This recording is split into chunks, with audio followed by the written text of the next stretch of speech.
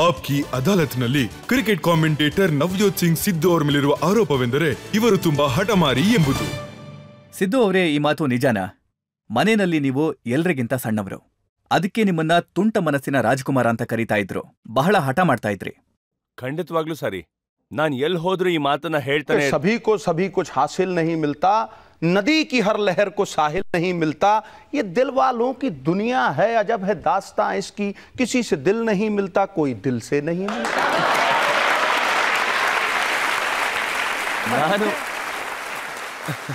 ನಾನಂತೂ ಎಲ್ಲೂ ಇದನ್ನ ಹೇಳೇ ಇಲ್ಲ ಅನ್ಕೊಳ್ಳಿ. ನನ್ನಲ್ಲಿ ತಪ್ಪುಗಳಿಲ್ಲ ಅಂತ, ನಾನು ಕೋಪ ಮಾಡ್ಕೊಳಲ್ಲ ಅಂತ, ನನ್ನಲ್ಲಿ ಕೆಟ್ಟದ್ದು ಇಲ್ಲ ಅಂತ. ಮನುಷ್ಯ ಒಂದು ತಪ್ಪುಗಳಿಂದ ತುಂಬಿಕೊಂಡ್ರೋ ಶಿಲೆ ಅಂದ್ಮೇಲೆ ಅದೆಲ್ಲ ನನ್ನಲ್ಲಿರೋದು ತಪ್ಪು ಅಂತ ನಾನು ಯಾವತ್ತೂ ಭಾವಿಸೋಕ್ಕಾಗಲ್ಲ. ಯಾಕಂದ್ರೆ ಚಿನ್ನದ सोने में सुगंध नहीं, सुन लो यार, सोने में सुगंध नहीं, गन्ने में फूल नहीं, चंदन में फल नहीं होता, राजा दीर्घजीवी नहीं होता, विद्वान के पास धन नहीं होता, किसी को मुकम्मल जहां नहीं मिलता, कहीं जमीन तो कहीं आसमान नहीं मिलता. ಸೊ ಹಾಗಿದ್ಮೇಲೆ ನನ್ನಲ್ಲಿ ಕೆಲವು ಕೆಟ್ಟದಿದೆ ಅಂದ್ರೆ ನನ್ನ ಪ್ರಕಾರ ಅದ್ರಲ್ಲಿ ಯಾವುದೇ ತಪ್ಪೇನಿಲ್ಲ. ಆದ್ರೆ ಒಂದ್ ಮಾತ್ ನಾನು ನಿಮ್ಗೆ ಹೇಳಲೇಬೇಕು. ಸ್ಟಬನ್ ಆಗಿರೋದು ಒಂದ್ ರೀತಿ ಕೆಟ್ಟದು ಅಂತ ಹೇಳಿದ್ರೆ ಒಂದ್ ರೀತಿಲಿ ಒಳ್ಳೇದು ಕೂಡ. ಯಾಕಂದ್ರೆ ಸ್ಟಬನ್ ಆಗಿರೋದ್ರಿಂದ ಇಚ್ಛಾಶಕ್ತಿ ಹೆಚ್ಚತ್ತೆ. ಮತ್ ನನಗನ್ಸತ್ತೆ ಒಬ್ಬ ಮನುಷ್ಯ ಒಂದು ದೃಢವಾದ ಹೆಜ್ಜೆನ ಇಟ್ಟ ಅಂದ್ಮೇಲೆ ಆ ವಿಷಯನ ಸಾಧನೆ ಮಾಡುವಂತ ಛಲ ಇಟ್ಕೊಂಡ ಅಂದ್ರೆ ಅಲ್ಲಿ ಇಚ್ಛಾಶಕ್ತಿ ಇದ್ರೆ ಅವನ ಇಡೀ ಪ್ರಪಂಚವನ್ನೇ ಮುಷ್ಟಿಲಿ ಇಟ್ಕೊಳ್ಳೋಂತ ಪ್ರಯತ್ನನ ಖಂಡಿತವಾಗ್ಲೂ ಮಾಡ್ಬೋದು. ಒಬ್ಬ ಕುಡಿಯುವಂತ ಮನುಷ್ಯ ಮೋರಿಗೆ ಬೀಳೋ ಬದಲು ಒಂದು ಡ್ರೈ ಏರಿಯಾಗ ಹೋಗಿ ಬೀಳ್ತಾನೆ ಅಂದ್ರೆ, ಸೊ ಒಬ್ಬ ಮನುಷ್ಯನಲ್ಲಿ ಇಚ್ಛಾಶಕ್ತಿ ಅನ್ನೋದಿದ್ರೆ ಆಗ ಅವನು ಅದನ್ನ ಒಳ್ಳೆ ಕೆಲ್ಸಕ್ಕೆ ಬಳಸಿದ್ರೆ, ಯಾವ್ದೋ ಒಂದು ವಿಷಯಕ್ಕೆ ಸ್ಟಬನ್ ಆಗಿದ್ರೆ ಅದರಿಂದ ಅವನಿಗೆ ಸಹಾಯನೇ ಆಗುತ್ತೆ ಹೊರತು ಅದು ಇರ್ಲೇಬಾರ್ದು ಅಂತ ಯಾವುದೇ. ಸಿದ್ದು ಅವರೇ, ನಾನ್ ಕೇಳ್ಪಟ್ಟಿದ್ದೇನು ಅಂತಂದ್ರೆ ನಿಮ್ಮ ಫಾದರ್ ಒಬ್ರು ಕ್ರಿಕೆಟರ್ ಆಗಿದ್ರು, ತುಂಬಾ ಪ್ಯಾಷನೇಟ್ ಆಗಿದ್ರು, ಕ್ರಿಕೆಟ್ ನ ತುಂಬಾ ಪ್ರೀತಿಸ್ತಾ ಇದ್ರು ಮತ್ತು ನೀವು ಕ್ರಿಕೆಟರ್ ಆಗ್ಬೇಕು ಅಂತ ಇಷ್ಟಪಟ್ಟಿದ್ರು. ಮತ್ತೆ ಅದು ನಿಮ್ಮ ಸಮಯ ಆಗಿತ್ತು. ಮತ್ತೆ ಸರಿಯಾಗಿ ಹೇಳಿದ್ರಿ. ಇಲ್ಲಿ ನೋಡಿ, ಇದ್ರಲ್ಲಿ ಏನ್ ತಪ್ಪಿದೆ ನೋಡಿ. ಹುಡುಗಿರಿಗೆ ತೋರ್ಸೋಂತ ಶೌಕಿ ಇದ್ರೆ ಹುಡುಗರಿಗೆ ನೋಡೋಂತ ಶೌಕಿ ಇದ್ರೆ ಈಗ ನೀವೇ ಹೇಳಿ, ಇದರಲ್ಲಿ ಯಾವುದೇ ತರ ತಪ್ಪಂತೂ ಇಲ್ಲ. ಒಬ್ಬ 16 ವರ್ಷದ ಹುಡುಗ ಆದವನು ರಾಮನ್ ಜಪಾನ ಕಡಿಮೆ ಮಾಡ್ತಾನೆ. ಸಿದ್ದು ಅವರೇ, ಮತ್ತೆ ಈ ಮಾತು ನಿಜನಾ? ನಿಮ್ಮ ಮೋಟಾರ್ ಸೈಕಲ್ ಯಾವಾಗ್ಲೂ ಫಾಟಕ್ ನಂಬರ್ 22 ನಲ್ಲೇ ನಿಂತಿರ್ತಾ ಇತ್ತು. ನಾನು ಹೋಗ್ತಿದ್ದೆ ಇಲ್ಲ ಅಂತ ಯಾವಾಗ ಹೇಳಿದೆ ಹೇಳಿ? ಇನ್ನೊಂದು ವಿಷಯ ಹೇಳ್ತೀನಿ. ಅಲ್ಲಿ ರೇಲಿಂಗ್ ಇರ್ತಾ ಇತ್ತು, 3 ರೇಲಿಂಗ್ ಇತ್ತು. ಆ ರೇಲಿಂಗ್ ಮೇಲೆ ಇವತ್ತಿಗೂ ನನ್ನ ಕೈ ಗುರುತುಗಳು ಹಾಗೆ ಉಳ್ಕೊಂಡ್ಬಿಟ್ಟಿದೆ. ನೀವು ಇವತ್ ನೋಡಿದ್ರು ಆ ಕೈ ಗುರುತುಗಳು ಅಲ್ಲೇ ಕಾಣುತ್ತೆ. ಮತ್ತೆ ಅದ್ರ ಹಿಂದೆ ಒಂದು ಅಂಗಡಿ ಇತ್ತು, ಅದು ಮಿಠಾಯಿ ಅಂಗಡಿ, ಅದು ಪಾಜಿಯವ್ರ ಅಂಗಡಿ ಆಗಿತ್ತು. ಅಲ್ಲಿ ನಾವು ರ್ಯಾಕ್ ಹಿಂದೆ ಲಡ್ಡು ಜೋಡಿಸಿರುವಂತ ರ್ಯಾಕ್ ಹಿಂದೆ ಇರ್ತಾ ಇದ್ವಿ. ಅಲ್ಲೊಂದ್ ಸಣ್ಣದಾದ ಒಂದ್ ಜಾಗ ಇರ್ತಿತ್ತು. ನನ್ನ ಸ್ನೇಹಿತ ಒಬ್ಬ ಇದ್ದ, ಸರ್ಬ್ಜಿತ್ ಸಿಂಗ್ ರೋಜಿ. ಅವನು ಬರೀ ಅವ್ರು ಹಾಕಿದ ಬಟ್ಟೆ ನೋಡೇ ಹೇಳ್ಬಿಡ್ತಾ ಇದ್ದ ಇದು ಯಾರು ಬರ್ತಾ ಇದಾರೆ ಅಂತ. ಈಗ ನೀವ್ ಹೇಳಿದ ಮಾತನ್ನ ನಾನು ಖಂಡಿತವಾಗ್ಲೂ ಒಪ್ಕೋತೀನಿ. ಇನ್ನೊಂದ್ ಮಾತನ್ನು ಒಪ್ಕೋತೀನಿ. ನನ್ನ ತಂದೆ ನನ್ನನ್ನ ತುಂಬಾನೇ ಪ್ರೀತಿ ಮಾಡ್ತಾ ಇದ್ರು. ಅವ್ರ ತಂದೆ ಹೆಸರನ್ನ ಅಂದ್ರೆ ನನ್ನ ತಾತನ ಹೆಸರನ್ನ ನನಗ್ ಕೊಡ್ಬೇಕು ಅಂತ ಅನ್ಕೊಂಡಿದ್ರು. ಆದ್ರೆ ಅವ್ರಿಗೆ ಅವರ ಹೆಸರಿಗೆ ಯಾವುದೇ ಕಳಂಕ ಬರಬಾರ್ದು ನನ್ನಿಂದ ಅನ್ನೋದಷ್ಟೇ ಅವ್ರ ತಲೆಯಲ್ಲಿತ್ತು. ಹಾಗಾಗಿ ನನಗೆ ಆ ಒಂದು ಪುಷ್ ಇತ್ತು, ನಾನು ಕ್ರಿಕೆಟ್ ಆಡಬೇಕು, ಆ ಹೆಸರನ್ನ ಉಳಿಸ್ಬೇಕು ಅನ್ನೋದು. ಅದು ನನ್ನ ತಂದೆ ಒಂದು ಕನ್ಸಾಗಿತ್ತು. ಅದನ್ನ ನಾನು ಪೂರ್ತಿ ಮಾಡ್ಲೇಬೇಕಿತ್ತು. ಆ ಕನ್ಸು ಒಂದ್ ನಿಮಿಷ ಮುಗಿಸ್ತೀನಿ ನೋಡಿ. ಮಂಜಿಲೆ ಉನ್ಕೋ ಮಿಲ್ತಿ ಹೈ, ಇಲ್ಲಿ ತುಂಬಾ ಯುವಕರಿದ್ದೀರಾ. मंजिलें उनको मिलती हैं जिनके सपनों में जान होती है. अरे पंखों से कुछ नहीं होता, हौसलों से उड़ान है. ಆ ಒಂದು ವಿಷಯ ಒಳಗಡೆ ಇತ್ತು, ಕುದಿತಾ ಇತ್ತು ಒಳಗಡೆ. ನಿನ್ ಕೈಯಲ್ಲಿ ಆಗುತ್ತೋ ಇಲ್ವೋ ಅದು ಬೇಕಾಗಿಲ್ಲ, ಆದ್ರೆ ನಿನ್ನ ತಂದೆ ಕನಸು ನೀನು ಪೂರ್ಣ ಮಾಡಲೇಬೇಕು. ಕ್ರಿಕೆಟ್ ನ ಪ್ರಾಕ್ಟೀಸ್ ಮಾಡ್ಬೇಕಾದ್ರೆ ನಿಮ್ಮನ್ನ ಬಲವಂತವಾಗಿ ಮೈದಾನಕ್ಕೆ ಕಳಿಸ್ತಾ ಇದ್ರು. ಮತ್ತೆ ನಿಮ್ಮ ತಂದೆ ದಡದಲ್ಲಿ ಕೂತು ನಿಮ್ಮ ಮೇಲೆ ಯಾವಾಗ್ಲೂ ಒಂದು ಕಣ್ಣನ್ನ ಇಟ್ಟಿರ್ತಾ ಇದ್ರು. ಖಂಡಿತವಾಗ್ಲು ಅದ್ ನಿಜವಾದ ಮಾತೆ. ಆದ್ರೂ ನಾನು ಬದಲಾಗ್ಲಿಲ್ಲ. ಹುಲಿ ಯಾವತ್ತೂ ಹುಲ್ಲನ್ನ ತಿನ್ನೋದಿಲ್ಲ. ನನ್ಗೆ ಏನ್ ಆಕರ್ಷಣೆ ಇತ್ತು ಈ ಸಿನಿಮಾ ನೋಡೋದಾಗ್ಬೋದು, ಅದನ್ನ ನಾನು ಹೇಗಾದ್ರೂ ಮಾಡ್ತಿದ್ದೆ. ಆಮೇಲೆ ಚೀಟ್ ಕೂಡ ಮಾಡ್ತಾ ಇದ್ದೆ. ಹೇಗೆ ಅಂದ್ರೆ ನನಗಿನ್ನೂ ನೆನಪಿದೆ, ನಮ್ ತಂದೆ ಒಬ್ಬ ಶುಗರ್ ಪೇಷಂಟ್ ಆಗಿದ್ರು. ನನ್ನ ಅವ್ರು ಬೆಳಗ್ಗೆ ಒಂದು 5 ಗಂಟೆಗೆ ಎಬ್ಬಿಸ್ತಾ ಇದ್ರು. ನಾನ್ ಸ್ಕೂಲ್ಗೆ ಹೋಗುವಾಗ ನನ್ನ ಪಗಡಿ ಕೂಡ ಅವರೇ ಹಾಕಿ ಕಳಿಸ್ತಾ ಇದ್ರು. ಅಷ್ಟು ಕೇರ್ ತಗೋತಾ ಇದ್ರು. ಅವ್ರನ್ನ ರನ್ನಿಂಗ್ ಹೋಗ್ಬಿಟ್ ಬಾ ಅಂತ ಹೇಳ್ತಾ ಇದ್ರು. ನಾನೇನ್ ಮಾಡ್ತಿದ್ದೆ ಅಂದ್ರೆ ಬೇರೆ ರೂಮ್ಗೆ ಹೋಗಿ ಮಲ್ಕೊಂಡ್ಬಿಡ್ತಾ ಇದ್ದೆ. ನಾನು ಅಲ್ಲಿ ಕೆಲಸ ಮಾಡೋರ್ಗೆಲ್ಲ 20 ರೂಪಾಯಿ ಲಂಚ ಕೊಡ್ತಾ ಇದ್ದೆ. ನೋಡು, ಅಪ್ಪನ ಹತ್ರ ಹೋಗಿ ಹೇಳಿದ್ರೆ ಒಂದ್ ಸರಿಯಾಗಿ ಬಿಡ್ತೀನಿ ಅಂತ. ಅವರೆಲ್ಲ ಹೆದರ್ಕೋತಾ ಇದ್ರು ಕೂಡ.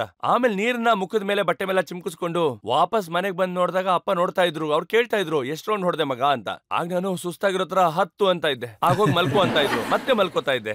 ನೋಡಿ, ಇಂಥ ಒಂದು ಸಂದರ್ಭದಲ್ಲಿ ನಾನು ಅವ್ರನ್ನ ಬೆಳಗ್ಗೆಯಿಂದ ರಾತ್ರಿವರೆಗೂ ಚೀಟ್ ಮಾಡ್ತಾನೆ ಇರ್ತಾ ಇದ್ದೆ. ನಿಮ್ಮ ಜೀವನದಲ್ಲಿ ಅಂಥ ಘಟನೆ ಏನಾಯ್ತು, ಅದರಿಂದ ನಿಮ್ಗೆ ಬುದ್ಧಿ ಬಂತಲ್ಲ? ಒಂದು ಘಟನೆ ಎಲ್ಲದನ್ನೂ ಬದಲಾಯಿಸ್ಬಿಡ್ತು.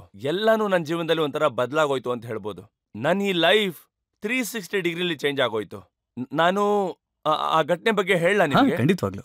ಅದೇನಾಯ್ತು ಅಂದ್ರೆ 1983 ನನ್ನ ಡೆಬ್ಯೂ ಆಗಿತ್ತು ಅಂಡ್ ಫಸ್ಟ್ ಮ್ಯಾಚ್ ನಾನು ಆಡದೆ, ಆದ್ರೆ ಅಷ್ಟು ಒಳ್ಳೆ ಪ್ರದರ್ಶನ ಕೊಡ್ಲಿಲ್ಲ.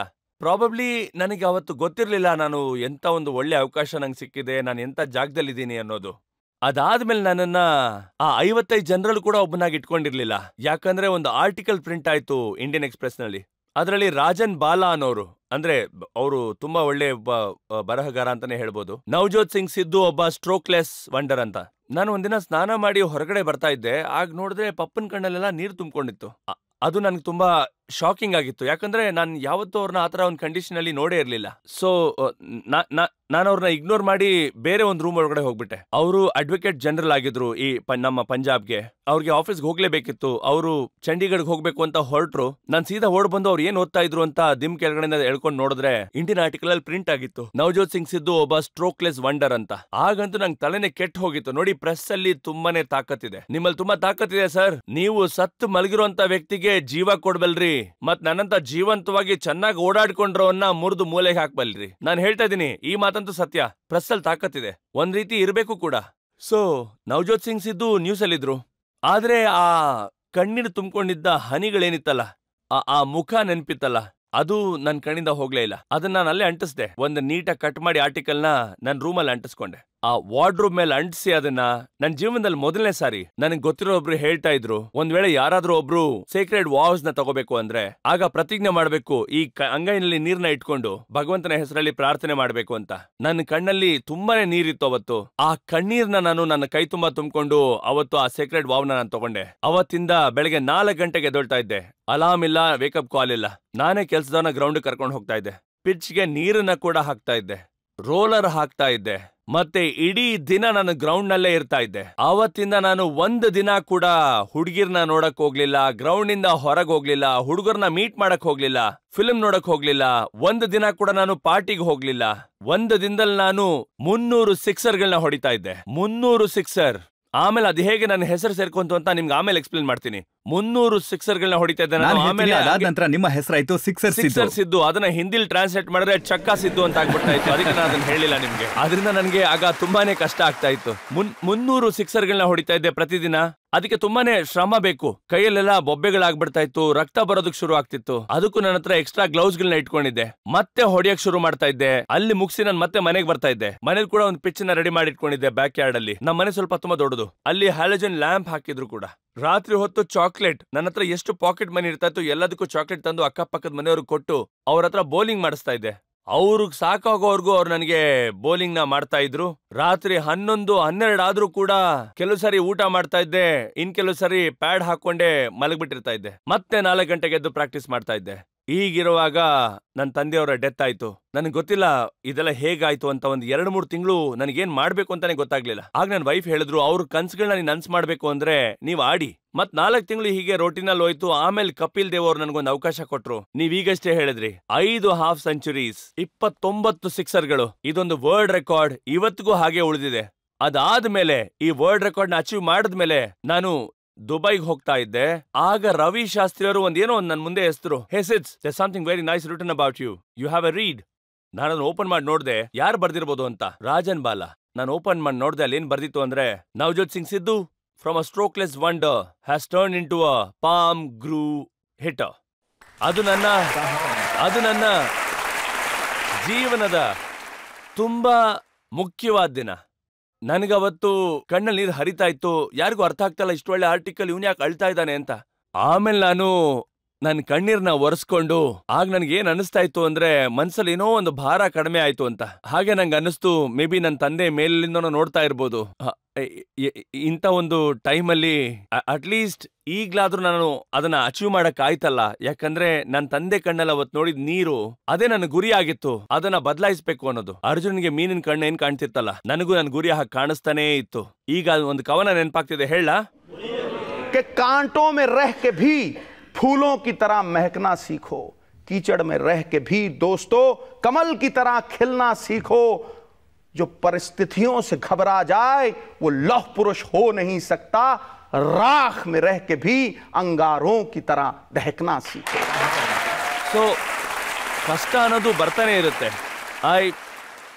ಆದ್ರೆ ನನಗನ್ಸುತ್ತೆ ನನಗೆ ತುಂಬಾ ಹೆಮ್ಮೆ ತಂದುಕೊಟ್ಟ ದಿನ ಅದು ಅಂತ. ಸಿದ್ದು ಅವರೇ, ನೀವೇ ಒಪ್ಕೊಂಡ್ರಿ ನೀವು ತುಂಬಾ ಹಠಮಾರಿ ಆಗಿದ್ರಿ ಅಂತ. ಮತ್ತೆ ನೀವೇ ಹೇಳಿದ್ರಿ ಹೇಗೆ ನೀವು ನಿಮ್ಮ ಹಠಮಾರಿತನನ ಬಿಟ್ರಿ ಮತ್ತೆ ಹೇಗೆ ಬದಲಾದ್ರಿ, ಕರಿಯರ್ ಅನ್ನ ತುಂಬಾ ಚೆನ್ನಾಗಿ ಮಾಡ್ಕೊಂಡ್ರಿ ಅಂತ. ಆದ್ರೆ ಆರೋಪಗಳ ಪಟ್ಟಿ ತುಂಬಾ ದೊಡ್ಡದಿದೆ. ಸರ್, ನೀವು ಎಳಿತಾನೆ ಇರಿ, ನಾನು ಎಳ್ಸ್ಕೊಳ್ಳೋದಕ್ಕೆ ತಯಾರಾಗಿದ್ದೀನಿ.